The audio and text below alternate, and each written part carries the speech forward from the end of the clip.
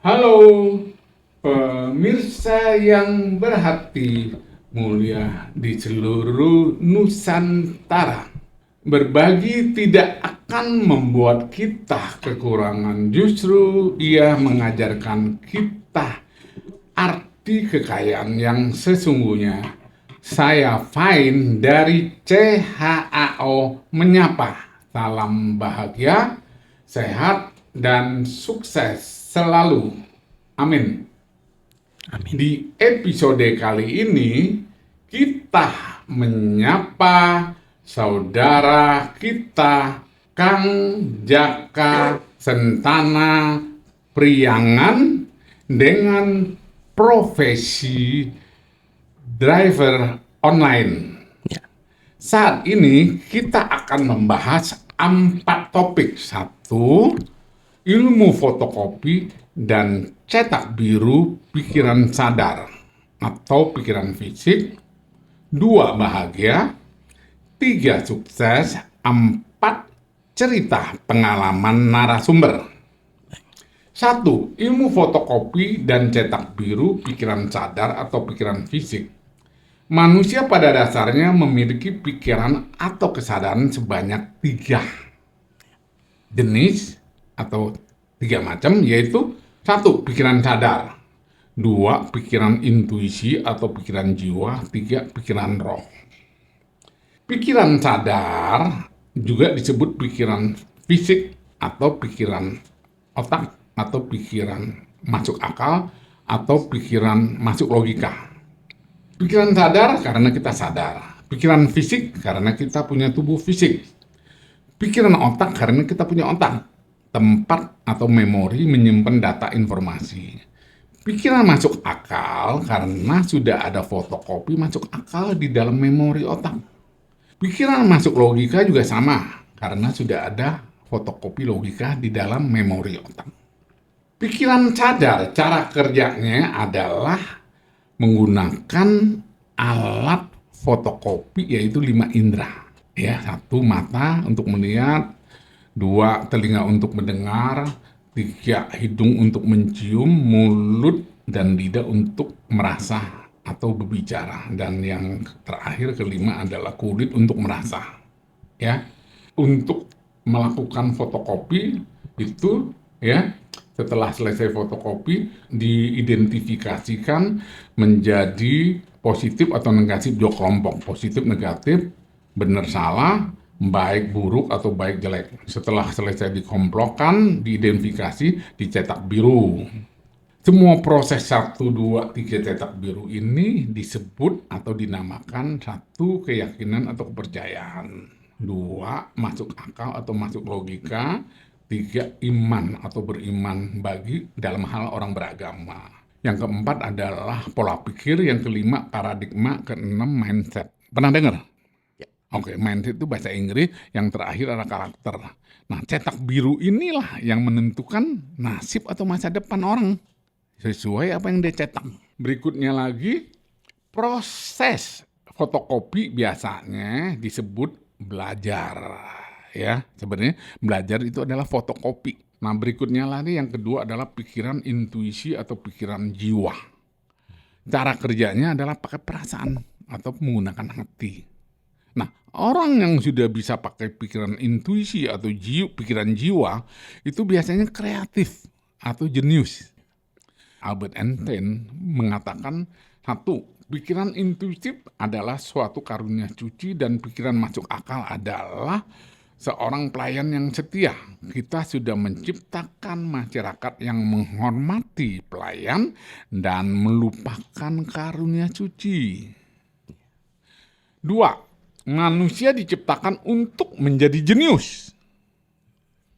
Tetapi ketika kita menilai seekor ikan dari kemampuannya memanjat pohon, maka selamanya dia akan merasa bodoh. Jadi kalau ikan disuruh manjat pohon, kira-kira bagaimana? Nggak bisa. Nggak bisa. Dia merasa apa? Merasa bodoh. Bodoh. Oke, berikutnya ada yang terakhir adalah jenius adalah 1% bakat dan 99 kerja keras. Yang terakhir adalah pikiran roh. Alat komunikasinya adalah pakai perasaan juga, ya, perasaan. Kalau orang yang bisa menggunakan pikiran roh biasanya disebut super jenius, ya. Pikiran roh juga sering orang menyebutnya namanya hati nurani atau disingkat HN, ya. Nah, ini 3 jenis pikiran udah saya jelaskan cukup, ya. Baik. Nah, kita masuk ke topik yang kedua adalah bahagia. Sekarang saya tanya, Kang Jaka itu sekarang bahagia nggak? Bahagia. Oke, bahagia karena apa? Bahagia satu yang pertama bersyukur masih dikasih hidup sampai sekarang oleh Oke, Tuhan Yang Maha jadi Esa. berarti bersyukur masih dikasih hidup ya. Iya. Oke, yang kedua, Ya, masih bisa melihat, masih bisa bicara, masih bisa mendengar. oke, nah itu artinya bersyukur ya. Nah, kalau kamu bahagia karena bersyukur, ya udah tepat, ya. Oke, berikutnya adalah tentang yang ketiga adalah sukses. Kang Jaka udah sukses belum? Sudah saat ini. Hah? Sudah. Sudah sukses ya? Bagus. Apa alasannya apa? Suksesnya apa? Pertama tadi hidup saat ini. Iya. Yang kedua diundang kemari berhasil sampai di tempat ini. Ya, itu sukses. Sukses Ya, dan bertemu berjumpa iya, bersama. betul. Itu namanya sukses ya. Jadi setiap saat kita sukses. Tetap juga ada yang belum sukses. Contohnya yang belum sukses menurut Kang Jaka apa yang belum sukses kamu? Impian dan harapan cita-cita belum tercapai. Ya, itulah salah satu. Contohnya apa? Kang Jaka punya impian apa? Impian saat ini dan ke depan yang pasti sukses bahagiain keluarga. Sukses membahagiakan keluarga. Tadi kamu bicara ya Kang Jaka bicara bahagia itu adalah bersyukur ya hidup saat ini. Lalu sekarang belum sukses ingin membahagiakan orang tua dan anak dengan apa? Ya? Nah, sebenarnya kan bahagia itu tidak butuh materi, tidak butuh uang. Iya. Ya, yang butuh uang materi itu adalah sarana untuk tubuh kita, tapi tidak membuat kita bahagia. Kalau orang banyak uang karena banyak uang bahagia, itu bukan bahagia. Itu hanya euforia atau bahagia fisik. Pas nggak punya uang lagi, bahagia nggak dia? Enggak. Nggak. Nah, itu artinya bukan bahagia. Bahagia sesungguhnya yang tadi sederhana. Bersyukur hidup saat ini tanpa embel-embel. Nah, kalau sukses yang belum tercapai, misalnya mau punya rumah, belum punya rumah, mau punya mobil, belum punya mobil, itu oke, ya memang sukses yang belum tercapai, artinya belum sukses. Sebenarnya kalau orang yang bisa menggunakan pikiran roh, sebenarnya dasarnya itu adalah bahagia. Roh sendiri adalah kebahagiaan. Kalau orang bisa menggunakan pikiran roh, dia sudah bahagia. Kita selesai topik pertama, ilmu fotokopi dan cetak biru pikiran sadar atau pikiran fisik. Yang kedua, bahagia sudah selesai. Dan yang ketiga adalah sukses. Tadi kan kamu tuh bilang sukses sampai sini dan lalu belum sukses. Ingin bahagiakan keluarga dan orang tua. Itu bukan itu. Bahagia itu tidak perlu materi. Jadi setiap saat, setiap orang selalu sukses. Jadi pada prinsipnya udah oke jelas ya. Ya. 3 sekarang kita masuk topik yang keempat, itu intinya adalah cerita pengalaman narasumber Kang Jaka sebagai driver online. Nah, silakan ceritakan lahir di mana, tahun tanggalnya kapan, waktunya, orang tuanya, nama bapak ibunya, punya saudara kandung berapa, sekolah dan lain-lainnya, sampai punya istri, keluarga, punya anak, dan sampai sekarang jadi driver online. Ya, silakan Kang Jaka. Iya, baik. Terima kasih buat Om Fine. Saya lahir di pulau yang jauh di ujung timur, itu di Pulau Lombok namanya. Lahir pada bulan Oktober tanggal 27 tahun 84. Saya saudara bertiga, 1 adik laki-laki, 1 adik perempuan. Saya terlahir di lingkungan keluarga besar yang cukup sukses dan bahagia. Kalau orang bilang keluarga yang berada pada saat itu. Seiring berjalannya waktu, saya mulai dari SD di Lombok, SMP, SMA, sampai tamat SMA masih di Lombok. Setelah tamat SMA saya keluar dari Pulau Lombok. Keluar bukan bukan kuliah. Mintanya ke orang tua sih mau kuliah. Jadi bukannya pergi kuliah, Om Fine. Jadi semua saya difasilitasi oleh orang tua saya, semua dibekali untuk. Jadi orang tua saya memang luar biasa untuk saya sebagai anak pertama. Ingin melihat anaknya berhasil dan sukses. Kenapa bisa terjadi itu pada diri saya? Karena saya faktor lingkungan dan teman-teman sekitar. Sehingga saya berani berbohong, berani bangkang sama orang tua, berbohong, bangkang. Berapapun yang saya minta biaya pada saat itu selalu diberikan, bahkan lebih. Saya minta seperak dikasih 2 perak. Saya minta 2 perak dikasih 3 perak. Selalu 2 kali lipat. Jadi perjalanan saya berangkat pertama dari Lombok itu ke Surabaya. Di Surabaya minta restunya untuk berangkat kuliah. Sampai di Surabaya saya bukan daftar kuliah. Ya. Tapi materi yang diberikan, perbekalan yang disiapkan dari orang tua ke saya, itu saya bukan pergunakan untuk kuliah, tapi untuk bersenang-senang dan poya-poya bersama teman-teman. Loh, kenapa bisa saya punya teman langsung di Surabaya? Karena memang beberapa teman sekolah yang dulu teman SMA di Lombok, itu ada juga yang ke Surabaya melanjutkan perguruan tinggi. Ada yang masuk, ada yang enggak. Tapi kalau saya betul-betul tidak mendaftar sama sekali. Jadi saya lebih memutuskan untuk ya tadi poya-poya sama teman-teman tadi.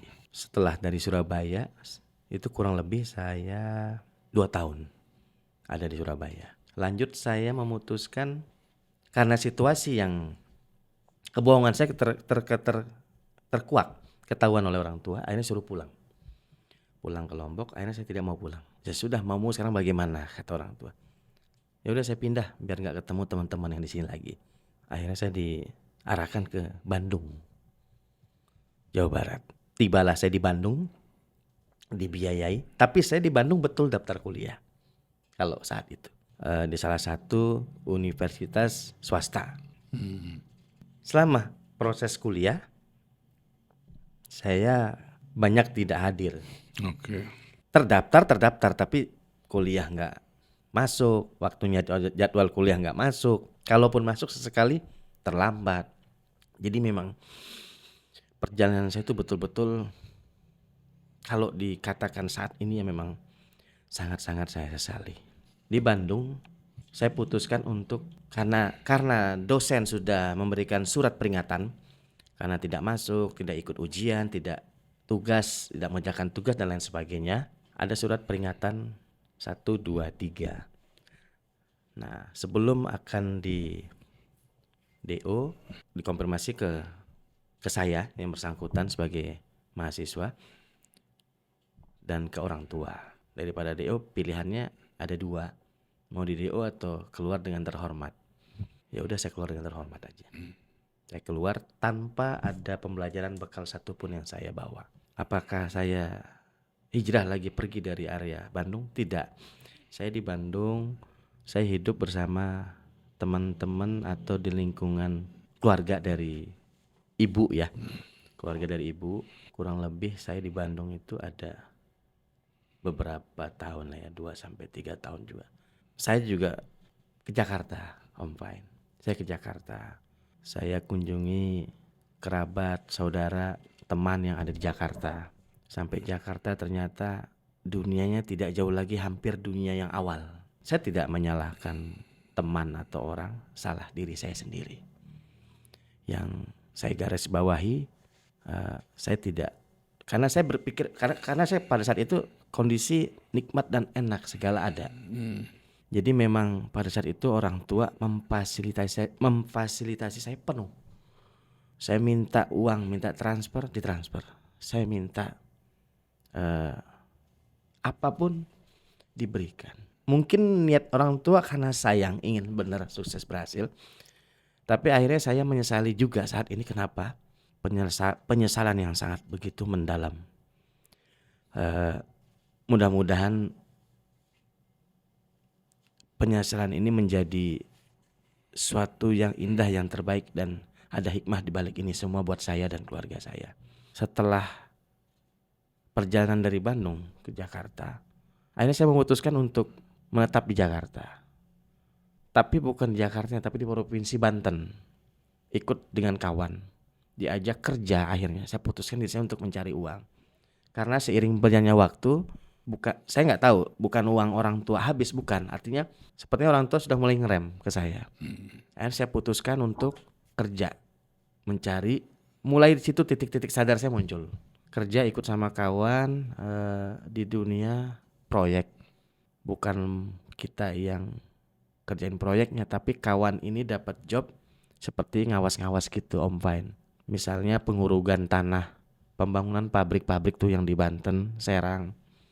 Itu saya ikut kerja sama kawan, ngawasin tuh mobil-mobil yang truk-truk dam tuh yang keluar dari tempat galian tanah terus mau menuju lokasi proyek. Kerja harian gitu dapat duit tuh Om Fine 30.000 sampai 50.000. Satu rit. Bukan per hari. Jadi satu ritase, satu mobil tuh 25.000 sampai 30.000. Jadi dapat bayaran per satu unit. Jadi kalau hari itu 50 unit yang keluar dari area itu berarti ya tinggal kalinya aja. Wah, berarti saya udah bisa nih menghasilkan atau mencetak uang sendiri. Karena saya terlalu manja dan terbiasa minta sama orang tua dan orang tua ada. Berjalan tuh, saya udah mulai bekerja. Akhirnya saya punya pengalaman dong. Saya punya pengalaman Om Fine. Ibu sama bapak, keluarga saya termasuk adik-adik setelah bapak purnawirawan pensiun, hijrah juga akhirnya ke Jakarta. Pertama ke daerah Bekasi.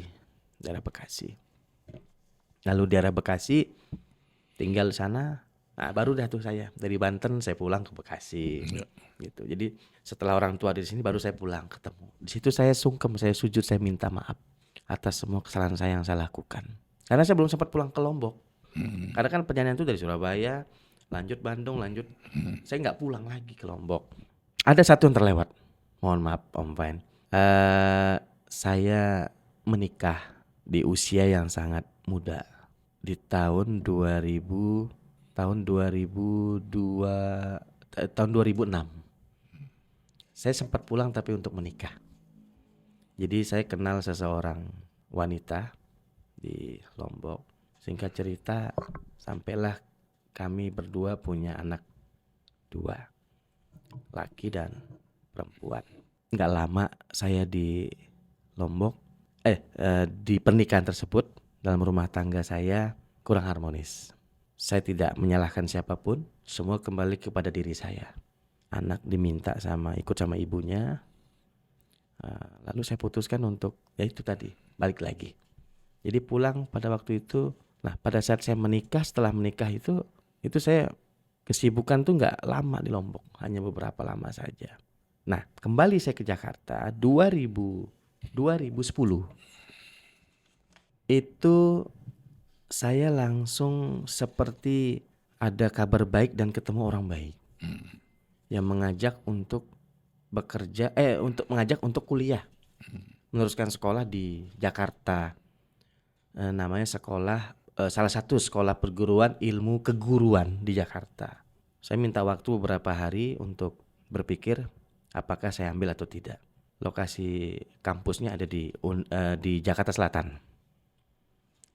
Singkat cerita ternyata masuk saya mendaftar itu nggak ada beberapa lama saya ada tawaran mengajar. Padahal dalam proses sekolah berjalan ya, kuliah berjalan. Lalu saya dapat tawaran mengajar itu di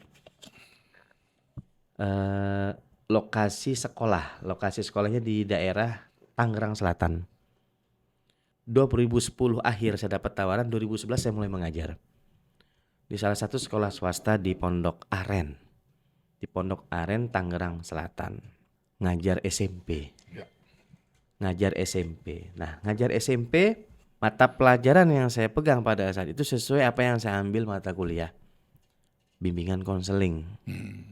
Budi pekerti. Di situ saya mulai sadar diri setelah saya belajar hal-hal psikologis dan lain sebagainya.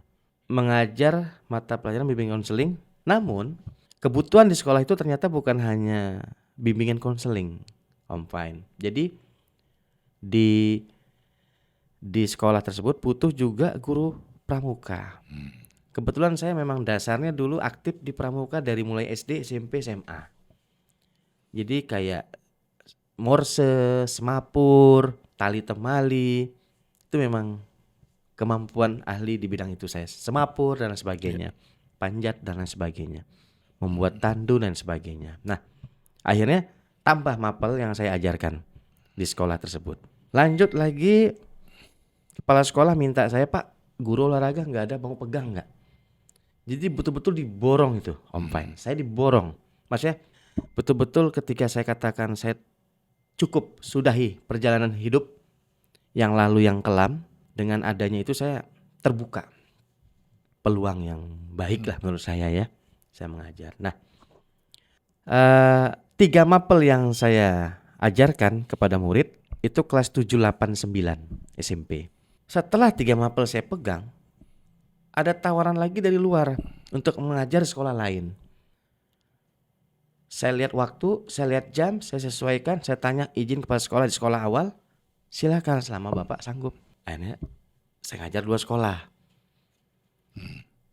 2 sekolah saya udah mengajar. Nah di sekolah yang kedua, daerah Jaksel. Kalau yang tadi kan sekolah pertama saya di Tangsel ya, Pondok Aren, Tangerang Selatan. Nah kalau yang sekolah kedua saya mengajar di Jakarta Selatan, sekolah swasta juga. Bidangnya hanya pramuka. Nah, seiring berjalannya waktu saya mengajar sama SMP juga 7, 8, 9. Seiring berjalannya waktu saya tawarkan lagi juga ngajar di sekolah lagi yang lain yang berbeda. Oke, jadi gini, tolong kenapa sampai jadi driver online? Singkat cerita, setelah semua dari yang saya sampaikan tadi Om Fine, kenapa sampai sekarang saya duduk memutuskan untuk sebagai driver? Karena untuk mencukupi kebutuhan sehari-hari. Karena sebagai driver online itu penghasilan atau pemasukan itu setiap hari. Jadi mau sedikit mau besar, yang penting setiap hari. Jadi selama jadi guru konseling itu nggak cukup? Selama jadi guru tahun 2011 sampai 2015. Kembali lagi saya, kalau bicara cukup nggak cukup. Bersyukur apa tidak bersyukur? Ya saya katakan saya tidak bersyukur orangnya berarti pada saat itu. Seharusnya kan saya sabar. Andai kata saya sabar mungkin ada peluang untuk diangkat. Oh, jadi dengan online itu ceritanya untuk supaya mendapatkan penghasilan lebih Bukan penghasilan atau lebih. atau bebas. Yang sekarang Iya. untuk dapat penghasilan setiap hari. Oh, jadi bisa dapat uang tiap hari sehingga bisa dipakai untuk kebutuhan sehari-hari. Betul. Oke, itu pertimbangannya ya. Oke lah, untuk pengalaman dan alasan-alasannya sebagai driver online, ya oke, terima kasih atas kehadirannya dari Kang Jaka. Mungkin ada yang perlu Kang Jaka disampaikan untuk pemirsa seluruh Nusantara kepada keluarga, saudara-saudara atau teman-teman yang sempat menonton podcast Cau ini, silakan yang mau disampaikan. Pengalaman hidup itu adalah guru pembelajaran pertama buat kita. Jadi hal yang pahit maupun manis jangan pernah terulang lagi. Kegagalan yang pernah kita alami jangan pernah terulang kembali. Saya gagal dalam rumah tangga, tapi sekarang saya sudah memiliki keluarga lagi yang baru di Jakarta. Istri saya dan ada mempunyai anak 1. Jadi buat seluruh penonton yang di luar sana, jangan pernah menyerah.